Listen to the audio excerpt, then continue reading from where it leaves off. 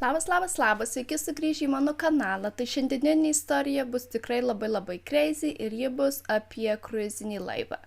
Tai dauguma žmonių, jie svajoja, kad vieną dieną jie plauks kruiziniu laivu, aplankys kelias šalis ir tiesiog praleis labai smagiai laiką. Bet deja taip nenutiko šito istorijų, nes šita istorija tiesiog pasibaigė tragiškai ir iki šių dienų mes turim daugiau klaustukų negu atsakymų. Bet kaip visą laiką, pradėkim šią istoriją nuo pat pradžių. Amy Lynn Bradley, ji gimė 1974 metais gegužės 12 dieną, ramiame Chesterfield, Virdžinijos miestelyje. Ji augo šiltoj ir labai vieningoj šeimoj kartu su savo tėvais, kurių vardai yra Ronas ir Aiva, bei jaunesnio brolio, kurio vardas buvo Bredas. Nuo pat vaikystės dienų Amy buvo drąsi, labai energinga ir taip pat užsiiminėjo ne viena sportinė veikla. Tai iš tikrųjų jie turėjo net 6, man atrodo, skirtingus būrelius ir ji pradėjo nuo krepšinio, užbaigė tinkliniu, bet taip pat ji bandė ir futbolą ir dar kitas sporto šakas.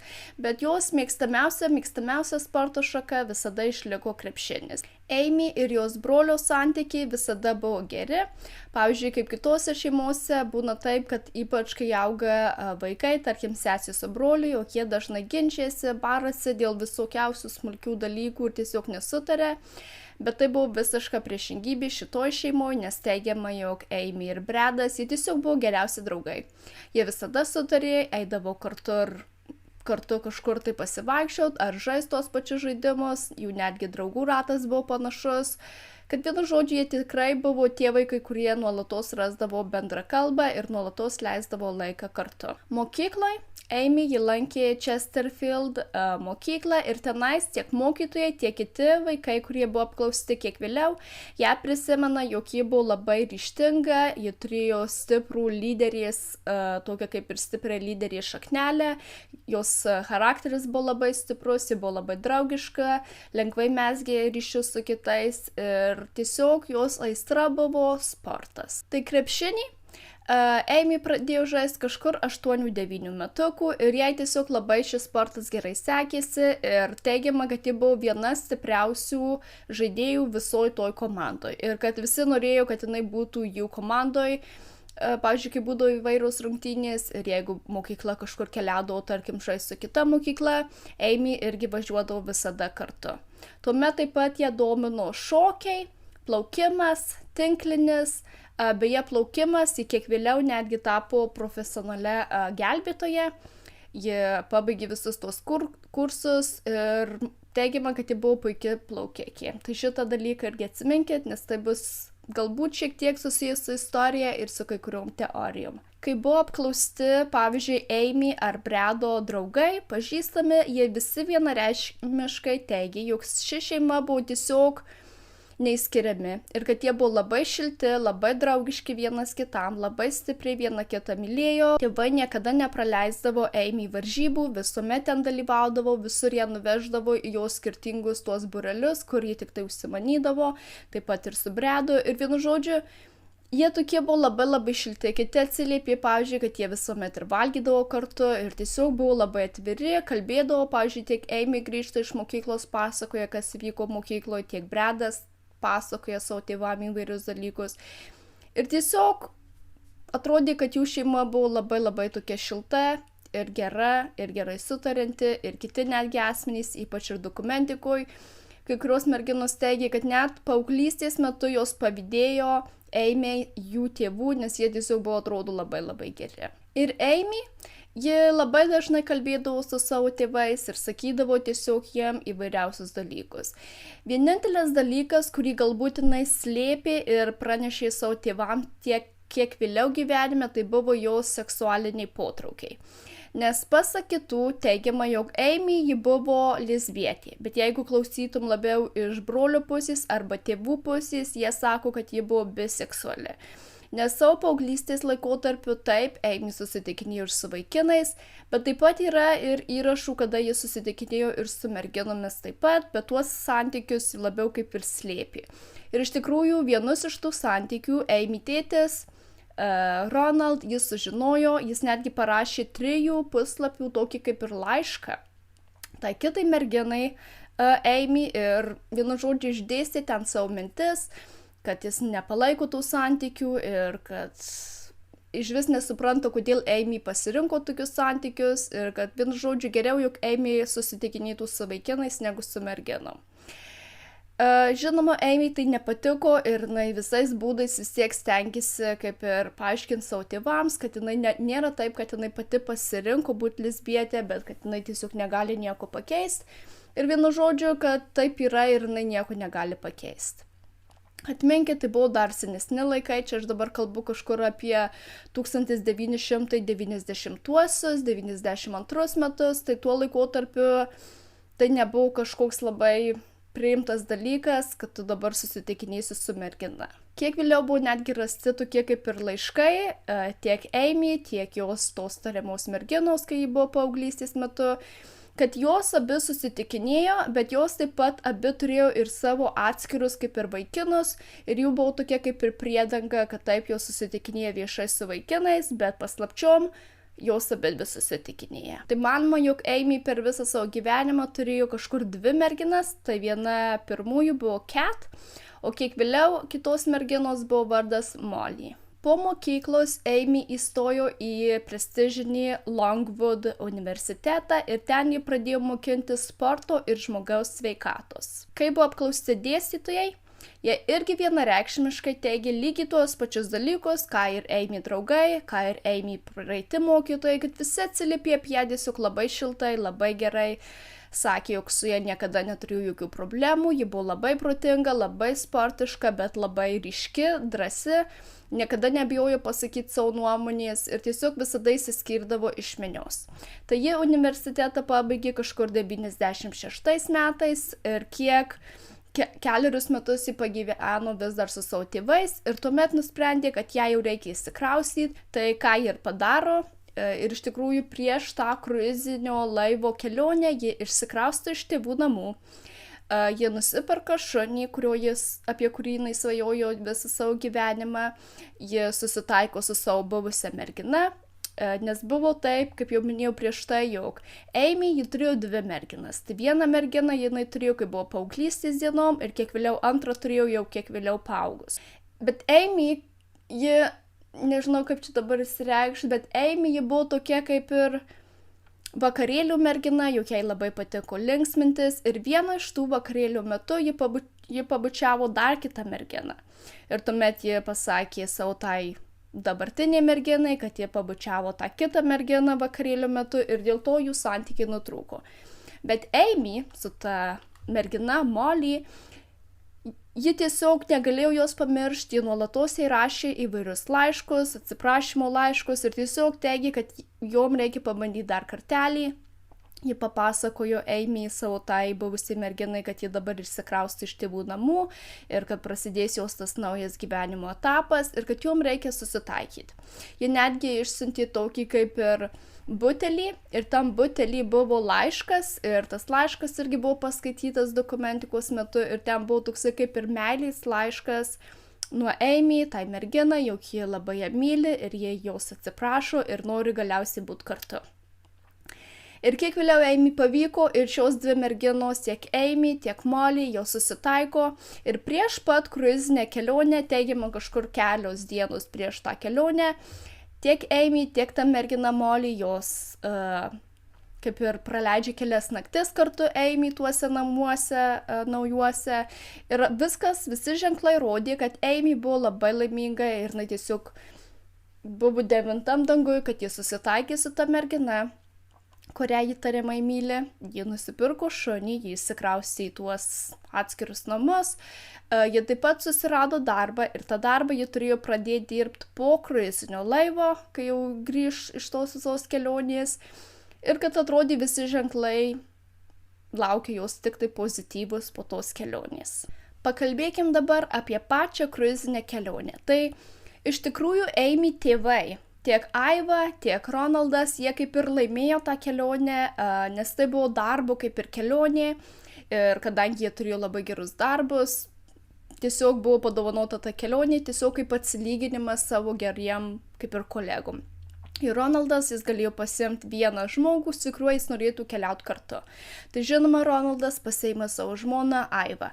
Bet jie tuomet tiesiog kalbasi ir nusprendžia, kad kodėlgi mums nepadarius tai tiesiog šeimos kelionės. Kad sumokėkim ekstra pinigų ir pasiimkim savo vaikus tiek Bredą, tiek Amy. Tai iš tikrųjų tai nebuvo kažkoks keistas dalykas, nes jie nuolatos keliaudavo visur kartu. Ir iš tikrųjų tiek Aiva, Ronaldas ir Bredas, jie netgi buvo ir praeituose kruiziniuose laivuose prieš tai. Amy tai buvo pirmas kruizinis laivas, bet ji labai tiesiog buvo irgi apsidžiaugus, kai sužinojo šitas naujienas ir labai norėjo irgi plaukti šito kruiziniu laivu. Tai todėl galiausiai visa šeima kaip ir išplaukė šiuo kruiziniu laivu, kuri įvyko 1998 metais pavasarį. Ir laivas išplaukė į San Juano, tai yra Puerto Riko, tuomet turėjo sustoti Aruboj, Curacao, Saint Thomas, tai yra JAV mergelių salos, Antigua, ir tuomet turėjo sugrįžti atgal į Puerto Riką. Tai kruizinis laivas jau kelionė užtrunka 7 dienas ir turėjo tai būti ta kelionė, kur visa šeima tiesiog dar labiau suartės, jie pasilinksmins, jie pažins tuos kitus miestelius ir tiesiog praleis labai smagiai laiką, bet jie taip nenutiko. Laivo pavadinimas buvo Rhapsody of the Seas, tai šis laivas priklausė Caribbean Cruise, ir iš tikrųjų šis laivas buvo pastatytas 1997 metais, tai buvo šiam laivai vos 1 metai. Laivo ilgis buvo kažkur 279 metrai, keleivių galėjo tilpti kažkur apie 2000 net, o įgulos narių 765. Tai buvo 11 skirtingų keleivinių denių. Vienu žodžiu, šitas laivas, jis tikrai buvo milžiniškas ir jūs matysit iš nuotraukų. Atminkit, kad tai buvo dar tik tai 98 metai ir toks laivas milžiniškas, kad tai buvo tiesiog wow. Ir visi žmonės tiesiog norėjo patekti į tokius laivus ir plaukti su jais ir tai buvo kažkokia prabanga ir tiesiog labai... kad tik turtingesni žmonės galėjo įpirkti tokias keliones ir plaukti po tuos, pavyzdžiui, kaip šiuo laikotarpiu Karibus. Pramogų kruiziniam laive buvo begalybė, tie, kas yra plaukę kruiziniais laivais, žino, kad tu tiesiog gali pagalvoti apie bet ką ir tas bet kas bus tam kruiziniam laive, kad tu tiesiog tikrai nenuobodžiausi ir tikrai atras kiekvienas žmogus, ką jam veikti tam laive. Tai pavyzdžiui, šitam būtent laive buvo tiek gyvos muzikos klubai, tiek naktiniai šokiai, kazino, baseinai, sūkurinės vonios, sporto zonos, daugybė restoranų, bufetai, teatras, įvairių šou pasirodymai, fotosalonai, dovanų parduotuvės, grožio salonai, spa. Vienu žodžiu, viskas, ko tau reikia, yra tam laive. Ir dauguma žmonių sako, kad tai tiesiog yra tie kruiziniai laivai, kaip mini plaukiojantys miesteliai. Tai laive, kaip jau minėjau, buvo kažkur apie 2000 keleivių ir tie keleiviai, jie buvo iš įvairiausių šalių, bet daugiausia amerikiečiai, kanadiečiai ir šiek tiek europiečių. Tuo laikotarpiu, kai Amy pasileido šią kelionę, jai buvo vos 23 metai. Ir teigiame, kad tuo laikotarpiu jos ūgis buvo kažkur apie 1,67 m, o svėrė kažkur apie 54 kg. Tai ji nebuvo aukšta mergina ir ji buvo lieso sudėjimo, tokiais trumpais plaukais. Iš nuotraukų matysit, nes nuotraukų buvo padaryta labai daug, tiek prieš kelionę, tiek kelionės metu. Laivas išplaukė 98 metais, kovo 21 dieną, iš Puerto Riko. Ir tuomet kita stotelė, kaip jau minėjau, turėjo būti Aruba. Tai laivas pajuda ir Amy iškart supranta, kad ji turi jūros tą kaip ir ligą. Kad ją nuolatos pykina ir ji tiesiog nesijaučia labai kaip ir gerai ir ji tiesiog vis sako, kad ją labai pykina ir pykina. Tuo tarpu jos brolis Bredas, jis, kaip jau minėjau, plaukė ne vieną kartą prieš tai ir jis sakė, kad dabar jis irgi jaučia šiek tiek irgi tą patį, ką ir jo sesuo. Tėvai tuo tarpu jaučiasi puikiai ir jie visiškai neturi tos ligos ir jie gali puikiai atsipalaiduoti ir tiesiog mėgautis visu tuo kruizu. Beje, jų kambarys. Kadangi jie buvo 4 nariai ir kadangi šią kelionę laimėjo tik tai Ronaldas, tuomet jisai pasiėmė savo žmoną ir kiek vėliau jie pridėjo tuos 2 savo vaikus, Tai reiškia, kad jie negavo atskiro kambario. Kad visi šitie 4 asmenys, jie buvo apsistoję tam pačiam nedidukė kambarį. Kas yra plaukę kruiziniais laivais, žino, kad tie kambariai, jie tiesiog nėra labai dideli. Ten yra vos keli daiktai, kad dažniausiai lova, televizorius, stalelis, galbūt kėdės kelios, galbūt tokie mini kaip sofytė. Jeigu tau kambarys yra didesnis, jeigu imi tą kajutę su balkonu, tai tuomet bus balkonas, kas šiuo atveju irgi buvo, ir tuomet mini vonia, tualetas, spinta ir viskas. Tai tėvai, jie abudu miegojo jau ant tos pagrindinės lovos, o tuomet tiek Bredas, tiek Amy, jie miegojo ant tokių atskirų kaip ir mini sofkučių, kurios kaip ir išsiskleidžia. Yra internete taip pat kelios nuotraukos, kaip tas kambarys atrodė, tai tas nuotraukas irgi jums uždėsiu ant ekrano, kad galėtumėte įsivaizduoti. Ir taip pat tam kambarį buvo balkonas. Balkonas irgi buvo labai nedidukas, tenais buvo tik tai 2 kėdės, mini staliukas, stiklinis toksai kaip balkonas ir viskas. Kai atplaukė laivas į jų pirmą stotelę, tai yra Aruboj, visi šie 4 asmenys, jie išlipa iš laivo ir iš tikrųjų jie net nebuvo suplanavę visiškai nieko, tarkim, ką jie veiks, ką jie nori aplankyti toj saloj, ar tam tikras parduotuvės, ar spa, ar tam tikrus kažkokius istorinius objektus, ar ką, visiškai nieko. Dėl to šie asmenys, jie nusprendžia išsinuomoti automobilį ir tiesiog nusprendžia tokiu būdu aplankyti tą nedidelę salą. Tai jie laivas kruizinis sustojo Aruboj kažkur apie 7 valandą ryto, tuomet kažkur apie 8 valandą visa šeima išlipa iš to kruizinio laivo, jie pasileidžia tą kelionę, išsinuomoja tą automobilį, pradeda važinėti po tą salą ir iš tikrųjų pasiklysta. Nes, kaip jau minėjau, jie neturėjo visiškai jokio plano, ką jie nori aplankyti, kur jie važiuos, jie tiesiog važiavo ten, kur akys veda ir galiausiai pasiklysta. Tuomet visa šeima jie netgi pradeda panikuoti, nes galvoja, kad jie nespės atgal sugrįžti į tą kruizinį laivą, o žinot, kad yra tam tikras grafikas, kada tu privalai sugrįžti, nes jeigu tu nesugrįši, laivas išplauks ir paliks tave toj saloj. Bet galiausiai jie sugrįžta, jie kažkokiu būdu atranda tą kelią atgal. Ko paseko, jie labai stipriai nudega saulėje, nes ilgas valandas jie tiesiog klajojo ant atviros saulės, buvo labai karšta. Ir jie tuomet teigia, kad kai kita stotelė bus Kurasau, jie jau praleis labai ramiai, jie tiesiog galbūt nueis į kelis barus, galbūt kažkur aplinkui uostą vaikščios. Vienu žodžiu, kad jie jau nesileis kažkur tai giliai, vėl nežino kur, nes jie nenori vėl pakartoti tos pačios klaidos. Tai jie galiausiai sugrįžta į laivą, kiek vėliau jie nueina persirengti visi, išsimaudo, persirengia į kitus drabužius, nusprendžia eiti tiesiog pavalgyti. Tuomet šeima padaro kelias nuotraukas kruiziniam laive ir šias nuotraukas irgi jom uždėsiu, jog Amy, jie yra su savo broliu, jie abudu yra pasipuošę labai gražiai, nes jie prieš tai buvo toj vakarienėj šeimos ir tiesiog atrodo, kad jie visi yra labai labai linksmi.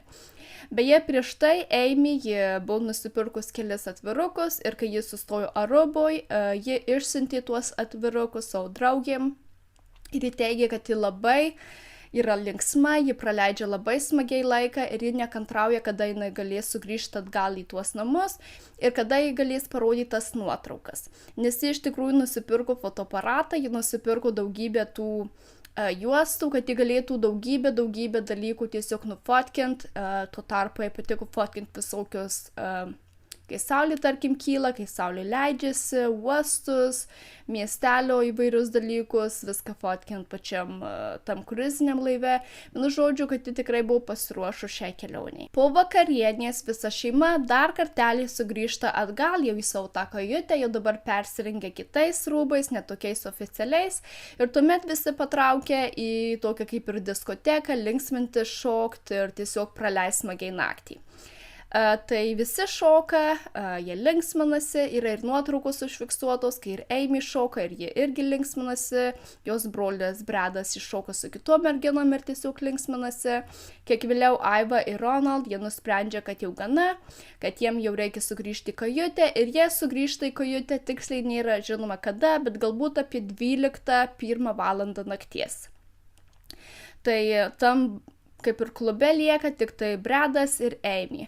Ir iš nuotraukų irgi matysit, jog matoma, jog Amy iššoka su tokiu vyru, Jisai iš tikrųjų dirbo tam kruiziniam laive ir jo vardas buvo Alistair Douglas. Bet visi jį vadino tiesiog Yellow dėl jo plaukų, nes jo plaukai buvo tiesiog geltonos ryškios spalvos, dėl to visi jį praminė Yellow. Tai šis vyras, jis buvo muzikantas ir tiek Amy, tiek Bradas, jie ne vieną kartą to vakaro metu, jie priėjo prie šito Yellow ir vis prašė, ar gali, pavyzdžiui, pagroti tą dainą su savo ta grupe, ar gali pagroti tą dainą. Ir tokiu būdu jie susipažino. Ir jau kai tas visas grupės pasirodymas pasibaigė, Yellow teigiama, jis sugrįžo atgal į savo kambarį, persirengė ir vėl sugrįžo atgal į tą klubą, dar pasilinksminti su kitais žmonėm, tuo tarpu ir su ta mergina Amy Bradley. Apie 1 valandą yra nuotraukos užfiksuotos, jog Amy ji vis dar šoka su Yellow, taip pat jos brolis, jis irgi mato, kad jinai šoka su tuo Yellow vis, nes jie nėra tiesiog kažkur, kad vienas kitam gale, kitas kitam gale laivo, ne, jie tam pačiam klube abudu linksminasi. Tuomet, kai ateina kažkur po 3:35, po 3:40 brolis, jis prieina prie savo sesės ir sako, kad jau gana, jau vakaras kaip ir pasibaigė ir kad jis jau dabar eis atgal į savo kajutę ir kad jis sako savo sesė, kad kada tu sugrįši. Ir sesė irgi jam atsako, kad gerai, aš irgi tuoj sugrįšiu į tą kajutę. Tai galiausiai brolis jis taip ir padaro, nueina į kajutę, įsičekina, atsigult. Ir kažkur už 5 minučių, ir mes tikrai žinom, nes kadangi, kai tu priliesdavai tą savo kortelę, atsirakint duris, iškart pasidarydavo įrašas. Dėl to mes tikrai žinom, jog Amy sugrįžo į savo kambarį po 3:40, tai yra jau nakties. Jis sugrįžo į kambarį, Bradas jis dar nebuvo užmigęs, jie tuomet pradėjo kalbėtis, bet jie nusprendė eiti į balkoną kalbėtis, kad tėvai jų neišgirstų, jau užsidarė tas duris, ir jie tiesiog plepėjo kažkur apie 20-30 minučių. Ir jie kalbėjo įvairius dalykus, tarkim, ką jie veiks kitoj saloj, ką jie galėtų aplankyti, kokie planai bus, nes čia jau dabar kažkur apie 1 valandą nakties laivas išplaukė iš Arubos ir pajudėjo link Kurasau. Ir jie ryte tiesiog kažkur apie 6 valandą jau turėjo priplauktą kaip ir uostą ir tuomet kažkur valandą laiko jie turėjo kaip ir įsiparkuoti į tą uostą ir tuomet kažkur 7, po 7:10 jau žmonės galėjo pirmi išlipti iš laivo ir pradėti lankyti tą kitą nedidelę salą. Tuomet brolis jis atgal nueina atsigula, jis atsisveikina su sesė vis dar lieka balkone, nes jis sako, kad ją vis dar pykina ir kad jinai vėl jaučia tą jūros ligą, nes kadangi laivas, kaip jau sakau, 1 valandą nakties vėl pajudėjo ir vėl jie jaučiasi kažkaip nelabai gerai. Ir kad tas vėjas, kuris pučia į veidą, sako, kad jinai jaučiasi dėl to geriau. Beje, per visą laiką, tą dieną prieš tai, nes jūs galvojate, jinai linksminosi, jinai šoko, jinai buvo tam klube, per visą dieną išgėrė 7 silpnaus alaus. Ir kodėl mes taip žinom, nes jie vėlgi prilietė savo tą kortelę, kad jie galėtų nusipirkti tuos gėrimus. Ir dėl to yra oficialiai žinoma, kad jie išgėrė tik tai tuos 7 alaus ir tiek jos brolis, tiek jos šeima. Jie teigia, kad jinai tikrai nebuvo girta, net nesvirduliavo, kadangi Amy ji buvo linkusi į įvairius vakarėlius, dėl to jos organizmas galėjo pakelti daug daugiau šito alkoholio negu tie 7 silpni alaus. Tuomet tėtis, tai yra Ronald, jis prabunda kažkur po 5:15, po 5:30, jis apsidairo aplink kambarį, pažiūri, kiek yra valandų. Jis pamato, jog Amy, jos kojos yra vis dar balkone ir kad jinai tiesiog, jis negali pasakyti tiksliai, ar jinai miega ant tos kėdės, ar jinai žiūri tiesiog per langą tenais, kad kame esmė, bet kad jis mato, kad jinai yra tam balkone. Jis tuomet vėl nueina miegoti ir tuomet prabunda kažkur apie 6 valandą ryto. Ir tuomet vėl pažiūri tą balkoną, apsidairo aplink kambarį, pamato, jog Bradas miega, jo žmona miega, Aiva, bet jau dukros, Amy, niekur nėra. Jos nėra tam balkonė, jis patikrina vonios kambarį, jos tenais nėra. Ir jis iš karto nesupanikuoja, jis tiesiog pagalvoja, kad galbūt jinai atsikėlė ir nuėjo kavos nusipirkti ar kažkas tokio, nes kai jis atsikėlė, jis teigė, jog balkono durys jos buvo praviros, nebuvo jos cigarečių. Ji persikeitė maikutę į kitą maikutę, nes jis sugrįžo su viena maikutė, bet ta maikutė buvo palikta kambarį ir jie apsirengė kažkaip kitaip. Bet jos tos tapkės, jos buvo balkonė vis dar paliktos ir šeima nežino, kiek kitų batų atsivežė į tą kelionę, dėl to jie tiksliai negali pasakyti, su kokiais galbūt batais Amy galėjo išeiti iš to kambario. Tuomet tėtis, jis apsirengė, jis išeina pasivaikščiot po tą denį, nes jis nori surasti savo dukrą ir tiesiog pasižiūrėti, kur jinai yra. Tačiau laikotarpį jis neprikelia savo žmonos Aivos ir jis neprikelia Bredo, nes tuo laikotarpiu jis netrodė jam, kad tai yra kažkas keisto ir kad jam reikia dabar pradėti panikuoti ar kažkas tokio. Jis nueina į tas kavinės, kurios jau dirba, jis apsidairo, jis paklausia pas tas baristas, kad ar jie nematė čia moters, jis papasakoja, kaip jie atrodo. Jis vėl tiesiog nueina per denį, per kitus denius, jis pereina maždaug tuos visus aukštus. Ir kai jis neranda Amy, jis vėl pradeda grįžti atgal į tą kambarį, patikrint, ar Amy jau galbūt jau yra kažkur sugrįžus į tą kambarį. Tuomet jisai susitinka iš tikrųjų vieną iš tų aukštesnių darbuotojų, kaip ir apsaugos darbuotoja. Jis jam pasako, kad ar tu nematei merginos, kad Amy, kad ji nėra savo kambarį. Tas darbuotojas jis atsako, ne, aš jos nemačiau, bet jeigu jūs vis tiek jos nesurasit, tai vėl sugrįžkit pas mus ir mes jau galbūt pradėsim tos Amy ieškoti. Jis sugrįžta į kambarį, tai čia buvo kažkur plus minus po 6:30. Jis prikelia savo žmoną, jis prikelia sūnų Bredą ir jis pradeda jiems sakyti, kad dukra kažkur, tai kad jis nežino kur. Ir šiuo laikotarpiu jis jau pradeda panikuoti, nes jau praėjo pusę kažkur valandos, jis visur ieško ir jos negali niekur tiesiog atrasti. Visi pasikelia, visi apsirengia ir Aiva ir Ronaldas nusprendžia, kad jie vėl eis ieškoti visur jos, o Bredas jis privalo pasilikti tam kambarį, jeigu Amy sugrįžtų. Ir vėlgi Bredas lieka, Aiva ir Ronaldas jie išeina, jie visur ieško ir vis tiek negali jos tiesiog niekur atrasti. Ir šiuo laikotarpiu, kadangi, kaip jau sakiau, 7 valandą, laivas turėjo jau pilnai prisišvartuoti ir kažkur 7 valandą po 7:10 jau žmonės turėjo išlipti iš laivo tie, kurie nori. Kad šiuo laikotarpiu jau žmonės keliasi, jie rengiasi, jau galbūt kai kurie laukia deniuose, tiesiog žiūri į krantą, stebi patį Kurasau, nes tas uostas yra labai gražus, ten yra spalvoti namukai. Ir kad tiesiog dauguma jau žmonių dabar vaikšto ir jie jau pilnai kaip ir yra prabudę. Tai kažkur apie 7 valandą prieš 7 Aiva ir Ronaldas nueina į apsaugos postą. Jie pradeda sakyti, kad jų dukra Amy Bradley, ji pradingo, jie negali jos atrasti ir jie iš tikrųjų prašo visos komandos, kad jie neleistų žmonėms išlipti iš laivo. Tiek apsauga, tiek kapitonas, jie teigia šeimai, jie negali nieko padaryti, jie negali sustabdyti laivo ar kitų žmonių išlipti iš laivo, nes tai yra normalu. Dauguma žmonių jie mokėjo didelius pinigus ir kad jie vienu žodžiu dėl vieno dingusio asmens negali nieko padaryti. Ir jie vis dar pasako šeimai, kad dar paieškokit savo dukros ir jeigu vis dar nerasit už pusę valandos, tuomet vėl sugrįžkit ir tuomet jau jie oficialiai kaip ir paskelbs, kad Amy yra dingus. Tai jie vėl visur ieško, bet tiesiog niekur negali atrasti Amy ir tuomet oficialiai, kad Amy yra dingus, ji buvo paskelbta po 7:50. Tai šiuo laikotarpiu laivas, jis jau yra pilnai prisišvartavęs Kurasau, jau žmonės daugumai yra išlipę iš to laivo, nes kaip jau minėjau, jie pradėjo išlipti kažkur 7 valandą. Ir vienu žodžiu, dabar tiesiog yra toks kaip ir chaosas, nes vieni tai išlipa iš laivo, kiti galbūt kažką pamiršo, vėl sugrįžta atgal paima ir vėl išlipa, kiti tik tai atsikelia dar vis ir po to lipa. Vienu žodžiu, kad žmonės jau dabar yra ant kojų ir visi tiesiog kažkur keliauja. Tai šiuo laikotarpiu per tą mikrofoną buvo pranešta ir tai. Ta įgula, jie nepranešė, kad mergina yra dingus. Jie tiesiog pasakė, kad Amy Bradley, jeigu mus tu girdi, kad prieik prie tos apsaugos uosto, kad tavęs ieško šeima.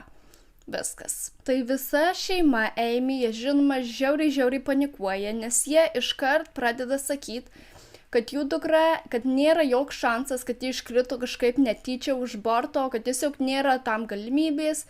Nes jie teigia, jog tie turėklai, jie buvo gana aukšti, kažkur nuo 1,10 m iki 1,22 m, jog jeigu pasižiūrėtų per tuos turėklus tariamus, kad jei tie turėklai buvo kažkur iki krūtinės ir kad neįmanoma, kad jie tiesiog galėtų netyčia kažkaip iškrist, o apie savižudybę šeima iš vis nenorėjo sakyti, nes visi ženklai rodė, kad jinai yra laiminga. Kaip jau minėjau, ji nustikėsi krausti naują butą, ji nusipirko šunį, ji susitaikė su savo mergina, kurią jinai tiesiog vos nepersekiojo kelerius mėnesius, kad tik jie su ją susitaikytų. Jis siuntė tuos laiškus savo draugim ir sakė, kad jie nekantrauja nuotraukas tas parodyti, kad jai labai patinka šitam laive. Vienu žodžiu, tikrai viskas rodė, kad jinai negalėjo pati kažkaip nusižudyti ir iššokti per tą balkoną į jūrą ar kažkas tokio. Kitas dalykas, tėtis, kadangi jis ją matė kažkur paskutinį kartą po 5:15, po 5:30, kad šiuo laikotarpiu ir tuomet, kad nuėjo miegot, ir tuomet per tą kažkur pusę valandos laikotarpį iki 6 valandų, kad kažkas turėjo nutikti, tik tai šeima nežino kas. Ir kad ta jos maikutė buvo persirengta, tai reiškia, kad Amy persirengė kitais rūbais, plus durys buvo balkono praviros, nes kai paskutinį kartą Bredas, kai jisai atsisveikino su sese ir nuėjo miegoti, jis uždarė tas balkono duris, dabar durys jau buvo praviros, tai rodo, kad galbūt Amy paliko kambarį ir išėjo kažkur, ir dėl to tėvai, jų pagrindinė mintis buvo, kad galbūt kažkas užpuolė Amy. Kiek vėliau jie pradėjo galvoti, kad galbūt kažkas užpuolė Amy ir kažkokiu būdu dabar išsigabens iš to laivo, tikriausiai per darbuotojų tuos liukus, per kur jie iškrauna visas šiukšles, maistą, arba įkrauna maistą, ar dar kitus dalykus. Ir kad galbūt tokiu būdu jie išsiveš Amy iš laivo ir tuomet vėl nežino, ką darys su Amy. Dėl to jų pagrindinė mintis ir buvo, jog sustabdyti visus žmonės, kad neleisti jiem išlipti iš laivo. Bet žinoma, visa įgula, tiek kapitonas, apsauga, jie negalėjo tokių dalykų padaryti. Dėl to žmonės galėjo laisvai judėti ir išlipti iš laivo, kada jie tik tai užsimano, kai tik laivas buvo pilnai prisišvartavęs. Tiek įgula, tiek kapitonas, kai jie sužinojo apie tą istoriją, kad jie paskutinį kartą buvo matyta tam balkone, jie iškart pradėjo sakyti, kad jie tikriausiai iškrito per tą balkoną ir kad tai buvo nelaimingas atsitikimas. Ir vienu žodžiu, kad jie kaip ir pradės paiešką, kad jiems reikia susisiekti su policija, tikriausiai Kurasau policija. Nes kitas dalykas, kadangi kai laivas kruizinis plaukia, ir kai jis plaukia per, tarkim, vandenyną, jūrą, tai yra niekam nepriklausantis vandenys, o tai reiškia, kad nieks neturi kaip ir jurisdikcijos tirt oficialiai, nes tas vanduo kaip ir niekam nepriklauso. Tai tuo atveju jie nežino, kur jiem kreiptis, ar jiem reikia kreiptis į laivo, kam priklauso šis laivas, tyrėjus, ar jiem reikia kreiptis į Caribbean Cruise, ar jiem reikia kreiptis į Ameriką, nes jie kadangi kilę yra iš Amerikos, ar jiem reikia kreiptis galiausiai į Kurasau, nes šis uostas yra artimiausias ir jie dabar jau yra Kurasau, jų policija. Vienu žodžiu, kad nieks neturi kaip ir jurisdikcijos ir nieks nežino, ką tokiu atveju reikėtų daryti. Tai šeima jie nusprendžia kreiptis į artimiausią šaltinį, tai yra į Kurasau policiją. Jie užpildo visus tuos prašymus apie savo dukrą, kad jinai yra dingus ir tuomet prasideda didelė paieška. Tai jie paiešką pradėjo nuo 21 dienos ir užbaigė kažkur 27 dieną ir galiausiai jų išvada buvo ta, jog Amy tikrai nėra vandenį, nes pasak to Kurasau departamento, jie buvo įsitikinę, kad jeigu Amy būtų iškritus, ar pati galbūt iššaukus, ar kažkokiu kitu būdu atsidūrus vandenį, kad kadangi pagal tas sroves, kad jos kūnas būtų išplautas į krantą. Nes srovės tenais yra gana stiprios ir kad visos srovės ten pasak jų, kad vienu žodžiu, vienu ar kitu būdu jos kūnas būtų išplautas. Bet kadangi praėjo tiek laiko, jos kūnas niekur nėra rastas, dėl to jie nusprendė, kad kūnas tikrai nebuvo vandenį. Ir kad jos reikėtų ieškoti kažkur kitur. Ir galbūt kai kurie iš jūsų iškart galvojat, kaip tu gali surasti kūną, jeigu tu esi atviro jūroj, kad neįmanoma surasti kūno, kad tai yra mažas procentas ir jūs esat visiškai teisūs, nes jeigu laivas jis būtų atviro jūroj ir jeigu šiuo atveju šita mergina Amy netyčia iškrito, ar kažkas ją išstumė, ar kažkas užmušė ją ir išmetė jos kūną, kad tu tiesiog beveik mažas yra procentas, kad tu atrasi kūną. Nes atviras vanduo, atvira jūra, visi žinot, kokia jinai yra pavojinga ir kad mažas šansas. Bet šiuo laikotarpiu, kai tėtis ją matė, laivas jis jau įplaukė į įlanką tą. Iš nuotraukų jūs matysit ir aš tuo jums paskaitysiu oficialius laikus, kada kur laivas buvo, o tai reiškia, kad kūnas jis negalėjo būti kažkur atviro jūroje, kad jis jau buvo įlankoje ir kad per tą pusę valandos kažkur įlankoje turėjo tas būti. O ta įlanka, jinai irgi nebuvo didelė. Tas kanalas, prie kurio jie priplaukė, irgi nėra didelis, iš nuotraukų matysis, ten matosi toksai kaip ir didelis tiltas. Ir kad Amy kažkur pradingo netoli to tilto. Ir aš nežinau tiksliai, kiek ten yra metrų nuo vieno galo iki kito galo, bet tu lengvai gali matyti tiek vieną krantą, tiek kitą krantą to kanalo. Pasak Amy Bradley šeimos, jie yra 100 arba bent jau 99% įsitikinę, kad ji tikrai neiššoko pati. Galbūt turėčiau sakyti, jie įsitikinę 100%, kad ji negalėjo iššokti pati, kad tai buvo savižudybė, kad tikrai ne, ir tuomet 99%, kad tikrai nebuvo tai kažkoks nelaimingas atsitikimas ir kad ji kažkokiu būdu iškrito iš to balkono pati kažkaip tai. Nes visų pirma, jie teigia, kad turėklai buvo per aukšti, ji buvo neaukšto ūgio, tik tai 1,67 m, kad jai reikėtų kažkur užsilipti, norint persisvert per tą turėklą. Kitas dalykas, ji bijojo aukščio, dėl to ji jokiais būdais net nebūtų norėjus svertis per tą turėklą. Kad tiesiog visiškai tai netitinka jų tariamos istorijos. Tai, kaip jau minėjau, Ronas matė Amy balkone kažkur po 5:15, po 5:30 ryte. Kadangi laivas buvo prisišvartavęs iki 6 valandų, tai reiškia, kad tuo metu, kai Ronas paskutinį kartą matė Amy, kad laivas jau dalyvavo švartavimuose manevruose. Po to, kai dingo Amy, Timas Buchtolzas, buvęs specialiųjų pajėgų snaiperis, pasiūlė savo pagalbą šeimai. Tai yra viena jo tyrimo dalis buvo išmatuoti, kiek laiko užtrunka, kol laivas įplaukia į kanalą, prisišvartuoja ir kada jau gali keleiviai laipinti iš to laivo. Tai jis teigia, kartu su teismo ekspertais, apskaičiavo, kad laivui prireikė maždaug 50 minučių įplaukti į kanalą, pasukti dešinėn, tai yra kažkur 90 laipsnių kampu, ir tuomet atbulai įplaukti į uostą. Tai nėra greitas procesas. Kadangi laivas iš Arubos išplaukė 1 valandą nakties, jis greitai pasiekė Kurasau ir laukė prie salos, kol ateis jo eilė švartuotis. Todėl švartavimosi procesas prasidėjo labai anksti. Kai Ronas matė Amy balkone, tai jau buvo šviesu.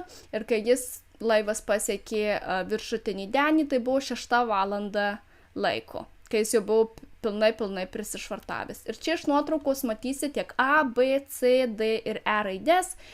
Tai laivas A, jisai atplaukė iš tenais, irgi mato tokį kaip ir laivą.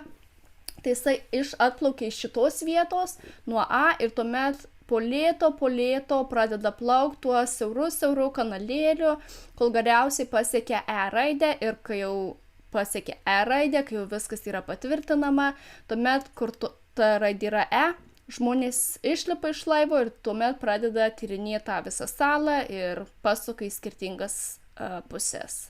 Tai ten, kur matot raidę C, tai šitoj vietoj tas laivas jau buvo po 5:30 kažkur.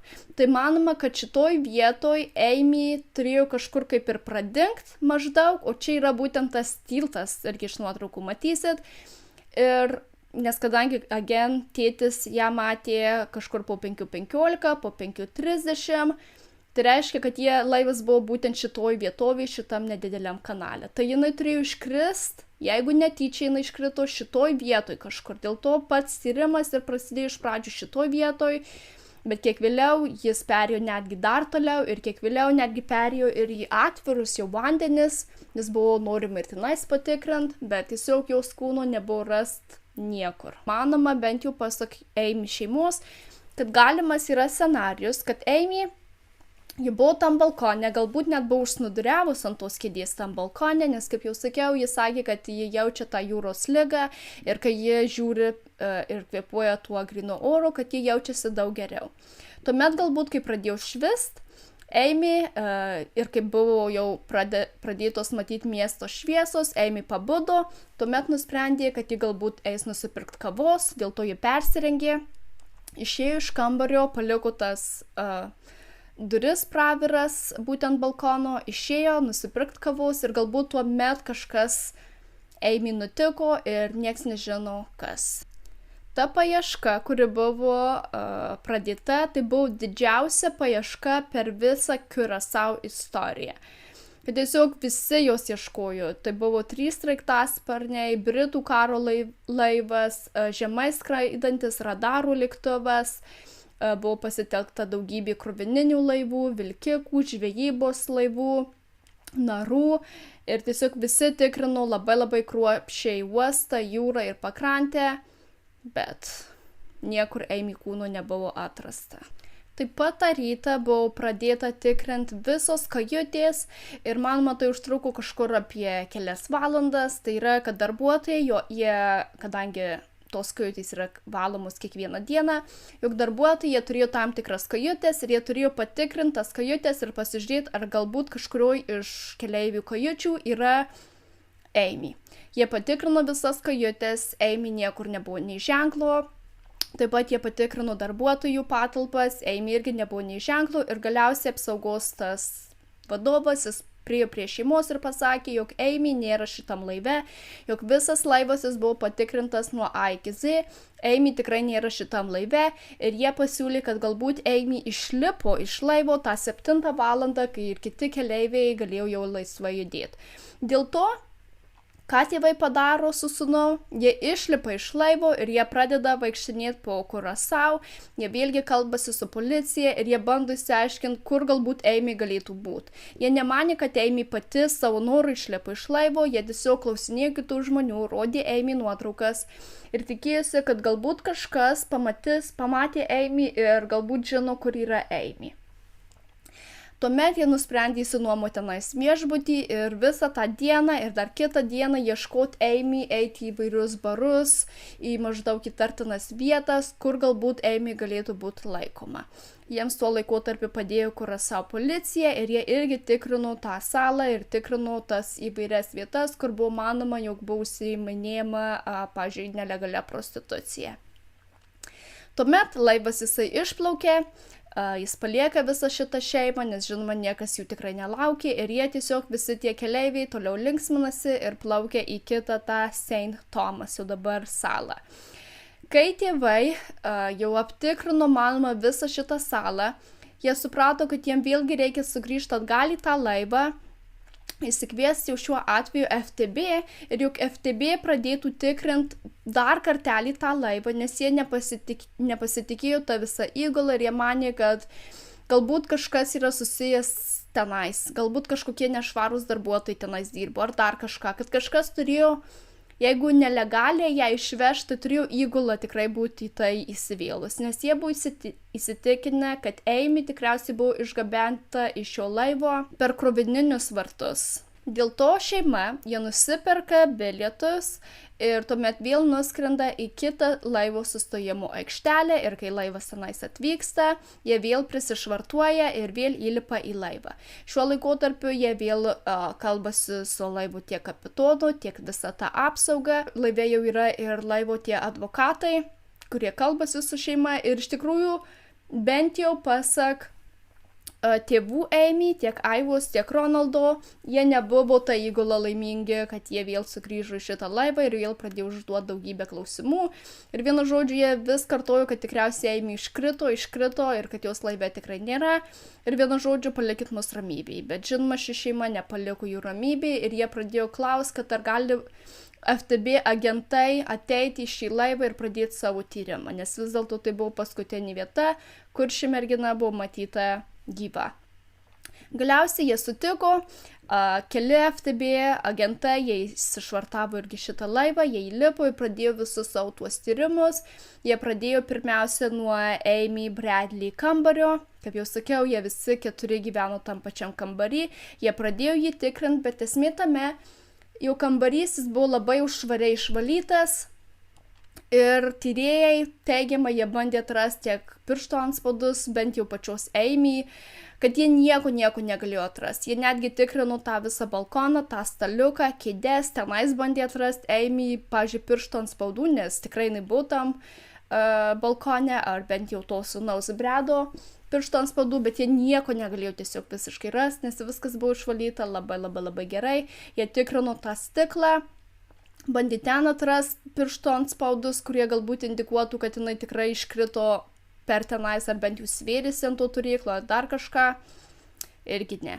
Ir vienu žodžiu, nepaisant to, kad kambarys buvo labai gerai išvalytas, staliukas, jis buvo pristumtas prie to stiklo.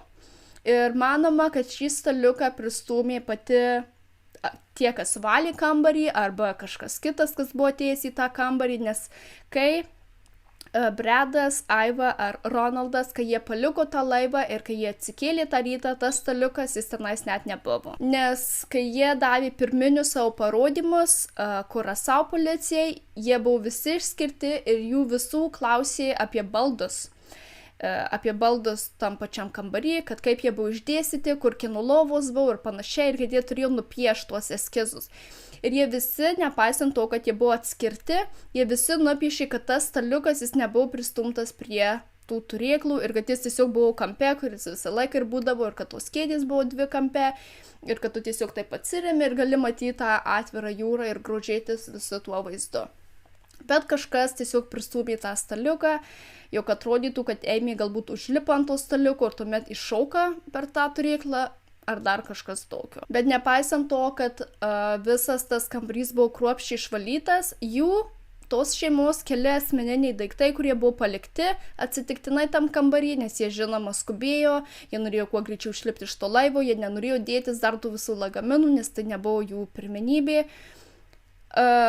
jog tie daiktai vis dar buvo palikti tam pačiam kambarį ir kad jie nebuvo patraukti iš tenais. Tai jeigu ta įgula visa, ne įgula, bet ta apsauga ir tas kapitonas ir galbūt kažkokie aukštesni to laivo prižiūrėtojai, jeigu jie žinojo, kad šeima paliko laivą, tai jie sutvarkė tą kambarį, bet vis tiek daiktų nepašalino, tai čia yra tokie kaip ir, tai kodėl tu daiktų nepašalintum, jeigu tu pilnai tvarkai tą kambarį, tiesiog ne tai, kad kasdieniškai, kai jie tvarko ten po 10-15 minučių, bet ne, čia buvo jau pilnas tvarkymas padarytas, kad nieks nežino. Tuomet FTB, žinoma, jie pradėjo tikrinti kitas tas kajutės, jie pradėjo kalbėti su kai kuriais žmonėmis tam laive, bet jau buvo kaip ir per vėlu, nes jau buvo praėjusios kelios dienos ir vienu žodžiu jau jie negalėjo surinkti visiškai niekur kažkokių tai įrodymų. Iki to laiko, kai dvi merginos, kai jie pamatė tą šeimą, kad jie atgal sugrįžo į tą laivą, tos merginos, jie pribėga prie šeimos ir jie tiesiog, tos merginos atrodo žiauriai įsigandusios ir jos pradeda pasakoti tokią istoriją. Kad jos kažkur 5:45 ryte, jos buvo viršutiniam denį, nes jos norėjo stebėti, kaip saulė kyla ir jos tiesiog mėgausi tuo visų gražiu vaizdu, jos norėjo pamatyti tą vaizdą, kai jie įplaukė į tą Kurasau ir tuos namus gražius ir vienu žodžiu jos tiesiog mėgausi tais vaizdais. Kai jos pamatė, kad 5:45 Amy eina kartu su tuo, kaip jau sakiau, grupės dalyvių dainininku Yellow, tai yra Alistair Douglas, kad jie perėjo iš tikrųjų per juos ir jie tuomet nuėjo į liftą ir jie pakilo aukštyn. Ir tuomet praeina kažkur 50 minučių, jog Yellow jisai sugrįžta dabar jau vienas. Jis praeina pro tas merginas, jis jom nieko nepasako ir to merginom tai atrodė labai keista, nes keli vakarai prieš tai tas muzikantas, jis jas kalbino, jis su juo flirtavo ir kad jis tai darydavo su kiekviena mergina, kad jis buvo tas žmogus, kuris nuolatos flirtuodavo su kitom merginom. Ir dabar, kad jis tiesiog praeina pro jas, nieko jom nepasako, net neužkalbina ir praeina ir kad jos iškart pastebėjo, kad tai yra keista. Ir tuo laikotarpiu jom netrodė keistas dalykas, kad jie pamatė tą Amy ir jį kartu, o po to jisai eina tik tai vienas, nes tuo laikotarpiu jos nežinojo, kad Amy dar pradings kiek vėliau, dėl to jos tiesiog pažymėjo šitą dalyką savo mintyse ir toliau mėgavosi tais gražiais vaizdais. Ir jos apie Amy dingimą tik tai sužinojau kiek vėliau tos dienos, jau kaip ir vakare, jos jau buvo pilnai patostogavę toj Kurasau ir jos vėl kai atgal sugrįžo, tik tuomet sužinojau, kokia mergina tai yra dingus. Ir kai jos prisiminė abidvi, kad mes matėm ją ryte, jie norėjo pasikalbėti su ta šeima, bet tos šeimos jau, žinoma, nebuvo tam laive, nes jie buvo visi išsilaipinę ieškoti savo Amy toj saloj. Ir kai jos papasakojo šitą istoriją tiek FTB, tiek šeimai, tuomet čia buvo pirmas kartas, kada apskritai buvo tas Alistair, tai yra Yellow, įveltas į visą šitą istoriją. Ir tuomet buvo manoma, kad tikriausiai Amy, jie paliko savo kambarį galbūt tos pačios kavos, galbūt nusipirkti cigarečių, galbūt dar kažko, galbūt pasigrožėti vaizdais ar dar kažką. Ir galbūt susitiko su šitu muzikantu Yellow ir galbūt jis kažką padarė ir tuomet galbūt jis kažkaip ją pradangino, ar galbūt jis dirbo dar su kitais kažkokiais asmenim, kas kažką padarė jai blogo. Ir tuomet buvo dar viena liudininkė, kuri dar pasikalbėjo su FTB. Ir ši liudininkė, jos vardas nėra atskleistas, bet teigiama, kad jinai sėdėjo vienam iš barų ir ji taip pat irgi matė Yellow ir kad Amy, kad jie eina irgi maždaug tokiu laiku ryte. Ir kad tas Yellow duoda į kažkokį tai gėrimą nupirkęs, nueina į tą liftą ir dabar jau leidžiasi žemyn. Taip pat FTB darbas buvo patikrinti kameras, nes jų buvo daugiau negu 40 visam laive. Bet žinot ką? Buvo išsiaiškinta, kad taip, tos kameros veikia, bet jos nieko neįrašinėja. Tai yra, kad tai yra tiesioginis vaizdas ir ten turėtų sėdėti kažkoks tai asmuo. Ir stebėti visas tas 40 kamerų, bet niekas tų kamerų nestebėjo ir jos tiesiog ten buvo, bet iš jų kaip ir nebuvo jokios naudos, nes niekas neįsirašinėjo. Ir esmė tame, kad tuo laikotarpiu nebuvo jokio įstatymo, kad tarkim tu privalai įrašinėti tas juostas. Dėl to kruiziniai laivai, jie tiesiog turėjo tas kameras, bet jos kaip ir nebuvo nieko vertos. Tai žinoma, būtų labai gerai, jeigu tos kameros būtų įrašinėjamos, nes tada iš karto galėtų matyti, nes kadangi kamera buvo kiekvienam kolidoriui, tu galėtum matyti, ar jinai išeina iš savo kambario ar ne. Nes jeigu ji neišeina iš savo kambario, tai reiškia, kad jinai tikriausiai iškrito per balkoną. Bet jeigu tu matai, kad ji išeina iš kambario, reiškia, kažkas kitas jai kažką padarė. Viskas. Bet šiuo atveju tu negalėjai nieko įrodyti, nes kameros, kaip jau sakau, neveikia. Tuomet buvo apklaustas tas Yellow, Alistair Douglasas, kiek vėliau jis atliko ne vieną poligrafo testą ir teigiama, kad jisai ne tai, kad neišlaikė to testo, bet ir ne tai, kad išlaikė tą testą, kad tai buvo per vidurį ir kad buvo išsiaiškinta, kad jis dėl kažko meluoja, bet jie negali išsiaiškinti dėl ko. Jo buvo paklausta, kada paskutinį kartą tu matei merginą ir jisai sakė, kad taip, jisai šoko, bet tuomet, kad jisai išėjo kažkur apie 1 valandą, kad su jie atsisveikino, išėjo ir tuomet nuėjo į savo kambarį ir viskas. Buvo išsiaiškinta, jog jis meluoja, nes netgi jo ta kortelė, kada jis įsiregistravo į kambarį, tai buvo po 3:35. Netgi Amy brolis Bredas įsteigė, kad kai jis išėjo iš to klubo, kur jisai matė, jog Amy ir tas Yellow šoka, jisai matė, kad jis kai išeina, kad jie abudu vis dar yra tam klube. Kad tikrai negali būti taip, kad jisai paliko klubą 1 valandą nakties. Kad ne, kad jis dėl šito meluoja ir kad jis kambarį buvo tik tai po 3:35. Su juo kambarį buvo jau kambariokas kaip ir kitas, tiesiog tas įgulos narys ir jis irgi patvirtino, kad Yellow sugrįžo į kambarį kažkur apie 1 valandą nakties ir tuomet, kad jie kambarį buvo iki pat ankstyvo ryto ir jau kai visi pabudo, tuomet ir jie pasikėlė ir vėl pradėjo daryti savo tuos įguliškus dalykus. Jis sakė, kad Yellow niekada po to nepaliko kambario, kad jie kiek vėliau jau atsikėlė kartu ryte, bet tai irgi nėra žinoma, nes esmė tame, kad tu gali įsičekinti su savo kortele taip, bet kai tu išeini iš kambario, niekas nėra fiksuojama. Dėl to tu negali tiksliai žinot, ar Amy paliko savo kambarį ir ar Yellow paliko savo kambarį, nes nebuvo jokios automatinės registracijos. FTB visais būdais kaip ir bandė išsiaiškinti, koks galėjo būti tariamas variantas, kas nutiko Amy, bet galutinė išvada buvo ta, kad jie negali nustatyti ne vienos priežasties, kad visos priežastys gali būti galimos ir jie negali tiksliai pasakyti, kas jį nutiko. Tai reiškia, kad jie sako, kad taip, jie galėjo iškrist per tą balkoną netyčia, taip, jie galėjo pati nusižudyti, taip, kažkas jie galėjo iš laivo išstumti ar nužudyti ir tuomet išmesti per bortą.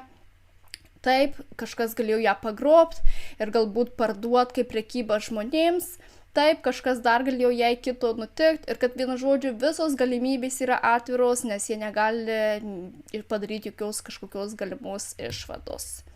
Tuomet FTB vėlgi išlipo iš laivo ir tiesiog šeima jie negalėjo nieko kito kaip ir daugiau padaryti.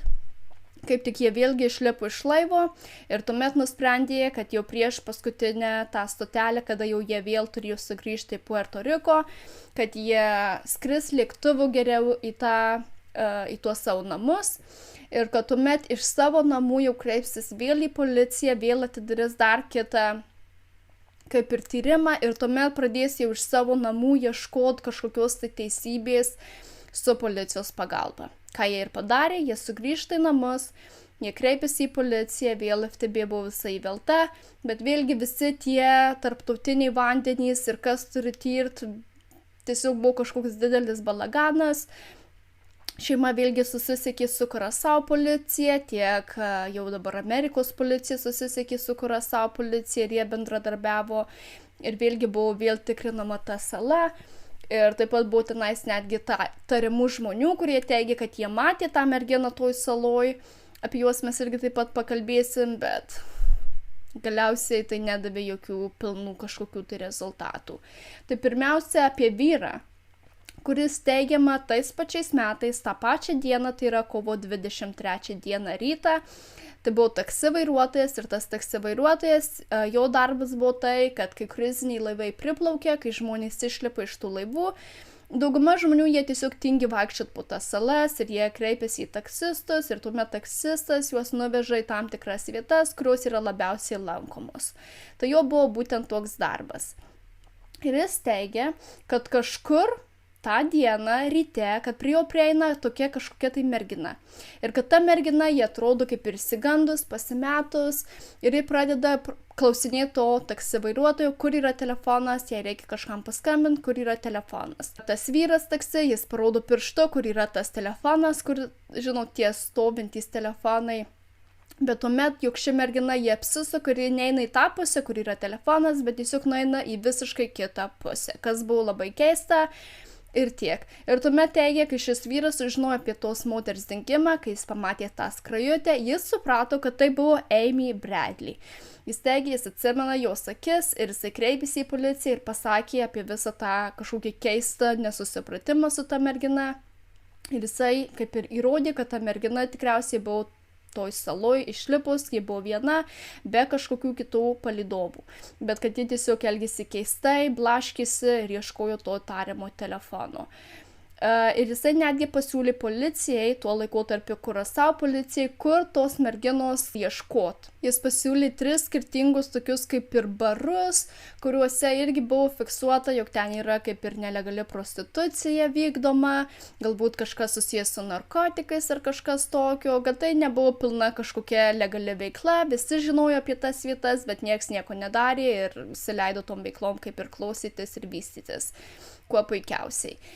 Tėvai Amy, jie teigia, bent jau dabar, ir taip pat Amy brolis Bradas, kad jie netiki, kad tas vairuotojas matė Amy tą būtent rytą, kad jinai viena tiesiog blaškusi to telefonu, nes visa istorija yra tiesiog žiauriai keista, bet ką jie mano, kad tas taksistas, jis galbūt žinojo daugiau negu pasako ir kad galbūt jisai pasakė apie tas vietas, nes jis tiesiog norėjo kaip ir padėti teisėsaugai, padėti tai šeimai, bet neinkriminuoti pats savęs. Kad jisai žino, kad kažkokie dalykai, pavyzdžiui, tokie vyksta šitoj saloje ar kažkas tokio. Dėl to jisai sukūrė tokią keistą kažkokią istoriją apie tą telefoną, apie tą kažkokią merginą ir panašiai. Nes visų pirma, jeigu Amy būtų reikėję telefono, ji būtų pasiėmus telefoną iš to pačio taksisto, kad kodėl jai neįlipus į taksi ir sakyt, kad kažkas mane užpuolė ar kažkas padėkit man, bet eiti visai skirtingą pusę, kad tiesiog jo istorija pasak tėvų ir to brolio yra nelogiška ir jie mano, kad būtent tokia versija galėtų būti, kad jis bandė kaip ir per aplinkui padėti teisėsaugai. Ir čia manau, turėčiau jau užbaigti šią istoriją, nes istorija yra labai ilga ir dar labai daug mums liko aptart apie visus kitus galimus matytus atvejus, kada žmonės kreipėsi į teisėsaugą ir sakė, kad jie matė Amy ten, ar matė Amy ten, ar ten, ar ten. Tai, manau, padarysiu antrą dalį ir aš tą dalį iškart įkelsiu už 1 savaitės, kad jums nereikėtų laukti 2 savaitės. Ir tuomet jau ta dalis bus paskutinė ir paaiškinsiu visas tas teorijas ir galutinės versijas, kas galbūt galėjo nutikti Amy Bradley. Tai Bradas, Amy brolis, pavyzdžiui dabar, jeigu jūs įvesit Amy Bradley is missing, tam pačiam Twitter'y, tai yra X, ar netgi TikTok'e, YouTube, yra netgi jų oficialus puslapis sukurtas irgi Amy Bradley is missing, ten yra daugybė svarbiaus informacijos sukelta. Yra dokumentinis filmas irgi Amy's Missing. Tiesiog ir yra dar ir kitų dokumentikų, bet šita dokumentika yra jau pati naujausia iš Netflixo, sukurta šiais metais. Būtent kai aš pažiūrėjau šią dokumentiką, tuomet ir atradau apie visą šitą istoriją ir galvoju, kad yra labai įdomu. Ir jos brolis Bradas, jis yra davęs žiauriai daug interviu. Pavyzdžiui, jeigu parašytumėt Amy Bradley Brother interviu, aš nežinau, kiek jums jų išmes, bet jų yra labai daug ir aš klausiau ne vieną. Ir jis tiesiog pats papasakoja iki šių dienų, ką jis mano, ką jo šeima mano, kokius dalykus jisai atliko ir tiesiog visas svarbės detalės.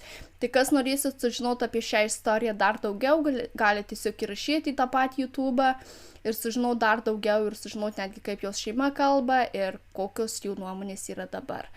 Tai tie, kas matė dokumentiką, ar galbūt jau girdėjote apie šitą istoriją, nes jinai yra ypač dabar labai populiari ir dauguma žmonių apie šią istoriją kalba, tai parašykit savo nuomonės apačioj. Tik tai nelabai spoilinkit galbūt tiem, kurie dar nematė dokumentikos ar bent jau nėra girdėję visiškai nieko apie Amy Bradley bylą. Tai parašykit savo nuomonės, nepamirškit paspaust patinka mygtukų, užsiprenumeruot mano kanalą. Visiems gražios dienos ir tuomet susitiksim kitą mano videoje. Bye!